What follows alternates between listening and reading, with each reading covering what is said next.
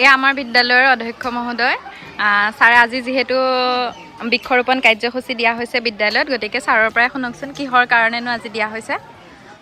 আমাৰ ভাৰতৰ প্ৰধানমন্ত্ৰী মাননীয় শ্ৰীযুত নৰেন্দ্ৰ মোদী ডাঙৰীয়াৰ যোৱা 17 ছেপ্টেম্বৰ তাৰিখে ৭৫ বছৰ সম্পূৰ্ণ হৈছে।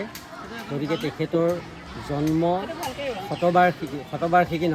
জন্মবাৰ্ষিকী উপলক্ষে সমগ্ৰ ভাৰতবৰ্ষতে বিভিন্ন শিক্ষানুষ্ঠানত গছপুলি ৰোপণৰ এটা কাৰ্যসূচী লোৱা হৈছে। আমাৰ অসমতো এই কাৰ্যসূচী পালন কৰা হৈছে। গতিকে আমাৰ গোলাঘাট জিলাৰ এই মেলামৰা আদৰ্শ উচ্চতৰ মাধ্যমিক বিদ্যালয়তো আমি তেখেতৰ জন্মবাৰ্ষিকী উপলক্ষে এই ৭৫টি গছপুলি ৰোপণ কৰি তেখেতক আমি আশীৰ্বাদ কৰিছোঁ। তেখেতে আৰু সুচাৰুৰূপে আমাৰ দেশখন পৰিচালনা কৰাৰ ক্ষেত্ৰত আগবাঢ়ি যাওক।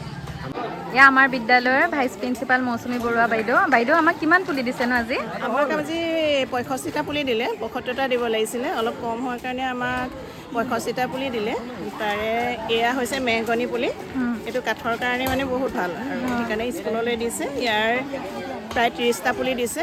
তাৰপিছতে কাঞ্চন ফুল দিছে, কাঞ্চন ফুল আমাৰ ৰঙাও দিছে, বগা দিছে, এনেকৈ ভালেমান দিছে। আমাৰ ইয়াৰ ল'ৰা ছোৱালী ৰুই আছে ধুনীয়াকৈ এইখিনি। এয়া কাঞ্চন ফুল বিদ্যালয়ত সোমাই আহিলে অলপ ফুলটো দেখিলে ভাল লাগে, হয়। দিছে। এইটো কাঞ্চন ফুলৰ